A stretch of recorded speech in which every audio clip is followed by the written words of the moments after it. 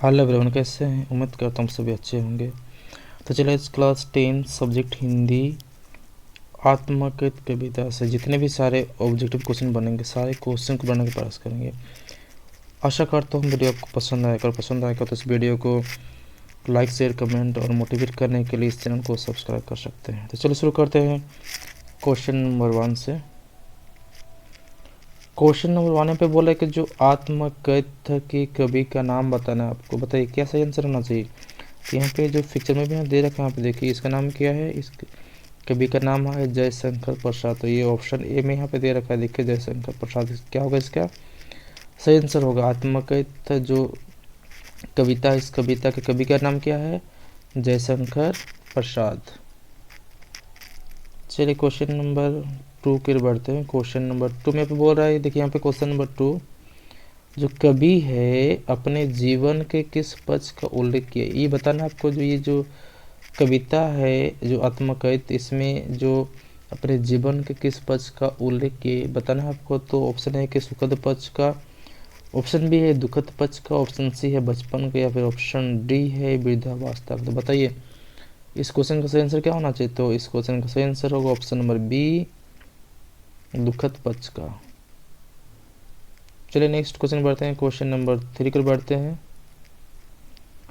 Question number 3 यहाँ पे बोल रहा है, देखो यहाँ पे जो पत्तियों का मुरझाना किस और संकेत करता है, वो बताना है। जो कवि के अनुसार पत्तियों का मुरझाना किस ओर संकेत करता है। ऑप्शन ए दे रखा है मृत्यु की ओर, ऑप्शन बी है सूखे की ओर, ऑप्शन सी है ढलती उम्र एवं जीवन की आनंद की समाप्ति की। बताइए सही आंसर क्या होना चाहिए।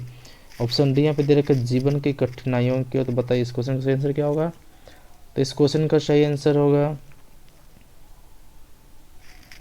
इस क्वेश्चन का सही आंसर क्या होना चाहिए। इस क्वेश्चन का सही आंसर होगा ऑप्शन नंबर सी, ढलती उम्र में जीवन की आनंद की समाप्ति की ओर। यही इसका क्या होगा सही आंसर होगा। जो कवि है, कवि के अनुसार क्या था कि पत्तियों को मुरझाना किस ओर संकेत करता है। इसका सही आंसर क्या होना चाहिए। ऑप्शन नंबर सी, ढलती उम्र एवं जीवन की आनंद की समाप्ति की ओर। चलिए क्वेश्चन नंबर 4 के बढ़ते हैं। क्वेश्चन नंबर 4 बहुत ही आसान सा क्वेश्चन यहाँ पे दे रखा है, देखिए।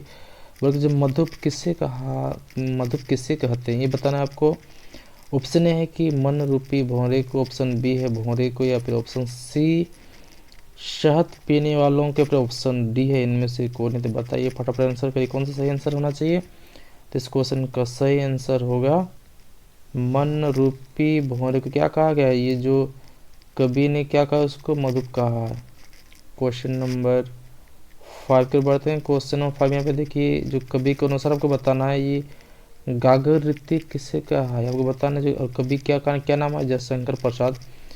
तो इसके अनुसार गागर रीति किससे कहा है ये आपको बताना है। तो ऑप्शन यहाँ पे दे रखा है, यहाँ पे देखिए।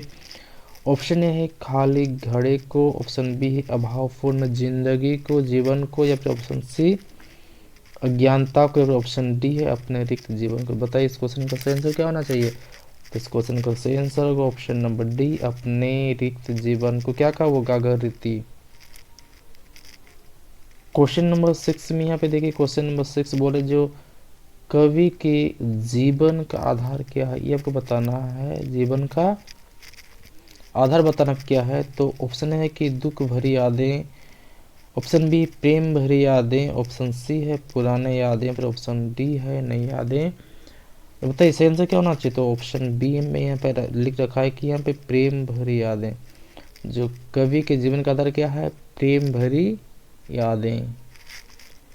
क्वेश्चन नंबर 7, क्वेश्चन नंबर 7 बोले जो कवि की आलिंगन में आते आते कौन रह गया। ये जो कवि एक सपना देख रहा था, तो उसमें क्या चीज़ आते आते रह गई ये आपको बताना है। तो ऑप्शन ए है कि माँ, बी में है पुत्री, ऑप्शन सी है प्रेमिका, ऑप्शन डी है इनमें से कोई नहीं। बताइए क्या होना चाहिए। तो इस क्वेश्चन का सही आंसर होगा ऑप्शन नंबर सी, प्रेमिका। क्वेश्चन नंबर 8 की बढ़ते हैं। क्वेश्चन नंबर 8 बोल रहा है कि जो कविता में थका हुआ पथिक कौन है ये आपको बताना है। ये जो कविता है इसमें थका हुआ पथिक कौन है, ये आंसर करिए क्या सही होना चाहिए। ऑप्शन ए है कवि, ऑप्शन बी है कवि के मित्र, ऑप्शन सी है कवि की प्रेमिका, या फिर ऑप्शन डी है इनमें से कोई नहीं। बताइए सही आंसर क्या होना चाहिए। तो इस क्वेश्चन का सही आंसर होगा वो खुद। कवि क्या, वो थका हुआ, क्या वो पथिक। क्वेश्चन नंबर 9 पर बढ़ते हैं। क्वेश्चन नंबर 9 यहाँ पे दे रखा है, देखिए क्वेश्चन नंबर 9 बहुत ही आसान सा क्वेश्चन यहाँ पे है कि जो कंथा का जो उसका प्रयोग कवि ने किसके लिए किया, ये बताना है। ऑप्शन है कि अपने मित्रों के लिए, ऑप्शन बी है अपने जीवन इतिहास के लिए, ऑप्शन सी है अपने अंतर्मन के लिए, ऑप्शन डी है इनमें से कोई नहीं। बताइए क्या सही आंसर होना चाहिए। इस क्वेश्चन का सही आंसर होगा ऑप्शन नंबर सी, अपने अंतर्मन के लिए।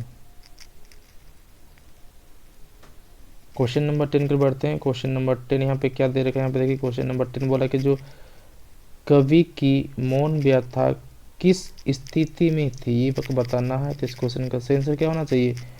ऑप्शन है जागृत दशा में, ऑप्शन बी है सोई हुई अवस्था में, या फिर ऑप्शन सी बेचैन, या फिर ऑप्शन डी है शांत। बताइए क्या सही आंसर होना चाहिए। तो इस क्वेश्चन का सही आंसर होगा ऑप्शन नंबर बी, सोई हुई अवस्था में। जो कवि है उसका जो मन व्यथा किस स्थिति में थी, वो सोई हुई। चलिए क्वेश्चन नंबर 10 पर बढ़ते हैं। क्वेश्चन नंबर 10 बोला कि जो कवि के जीवन के सारे दुख दर्द और अभाव का अब कैसे है, ये बताना है। तो ऑप्शन ए है मौन है, ऑप्शन बी अधिक, ऑप्शन सी कम, या फिर इनमें से कोई नहीं। बताइए क्या सही आंसर होना चाहिए। इस क्वेश्चन का सही आंसर होगा मौन। क्वेश्चन नंबर 12 पर बढ़िए। क्वेश्चन नंबर 12 यहाँ पे बोला है जो कवि है, कवि क्या नाम है, जयशंकर प्रसाद, जो अपनी आत्मकथा को कैसा बताया है। ऑप्शन है कि महान बताया है, ऑप्शन बी प्रभावशाली, ऑप्शन सी भोली, ऑप्शन डी है चंचल। तो बताइए क्या सही आंसर होना चाहिए। तो इस क्वेश्चन का सही आंसर क्या होगा, ऑप्शन सी भोली। Question number 13। क्वेश्चन नंबर 13 बोला कि जो उज्जवल गाथा कैसे गाऊं, ये पंक्ति है, इसमें निहित अलंकार स्पष्ट करें। मतलब इनमें से कौन सा अलंकार प्रयुक्त हुआ, ये आपको बताना है। तो बताइए यहाँ पे क्या सही आंसर होना चाहिए। यहाँ पे देखिए एक वर्ड यहाँ पे है कैसे। कैसे जैसे या तो कौन सा कैसे, क्या मतलब कैसे से क्या समझ में आ रहा है कि किस क्या होना चाहिए। ये होना चाहिए आपका प्रश्न होना चाहिए, क्योंकि तो प्रश्न पूछ रहा है तो क्या होगा, ये प्रश्न अलंकार क्या होना चाहिए। सही आंसर क्या होगा, प्रश्न अलंकार होगा। 14 क्वेश्चन नंबर 14 की बढ़ते हैं। कवि कैसा सपना देखकर जागे, ये आपको बताना है। जो कवि है वो जो सपना देख रहा था वो किस टाइप का सपना देख रहा था, ये आपको बताना है। तो आंसर करिए क्या सही होना चाहिए। ऑप्शन है डरावना सपना देख रहा था, सुखद सपना, या फिर दुखद स्वप्न, या फिर ऑप्शन डी में है। ऑप्शन डी में क्या है, ऑप्शन डी है कि ऐसा स्वप्न जिसकी उन्हें प्राप्ति ही नहीं हुई। बताइए यही इसका क्या होगा, सही आंसर है option number D. Question number 15 पे बढ़ते हैं। क्वेश्चन नंबर 15 बोला कि जो कवि अपने जीवन की सुखद स्मृति को किस रूप में देखता है। तो ऑप्शन ए दे रखा है कि पाथे अर्थात जीवन का एक सहारा है, ऑप्शन बी है दुखी कर देने वाले पल के रूप में, ऑप्शन सी है अपनी पत्नी के रूप में, ऑप्शन डी है अपनी प्रेयसी के रूप में। तो बताइए सही आंसर क्या होना चाहिए। तो इस क्वेश्चन का सही आंसर होगा ऑप्शन ए पाथी अर्थात जीवन का एक सहारा के रूप में देखता है। Question number 16। क्वेश्चन नंबर 16 बोला कि जो कवि ने भोर को कैसा माना, ये आपको बताना है। जो कवि के अनुसार, और कवि इसमें कौन है, जयशंकर प्रसाद, इसके अनुसार जो भोर को वो कैसा माना है। ऑप्शन है कि सुखद, ऑप्शन बी प्रेम और लालिश से मुक्त, ऑप्शन सी सुहावना, या फिर इनमें से सभी। तो बताइए क्या सही आंसर होना चाहिए।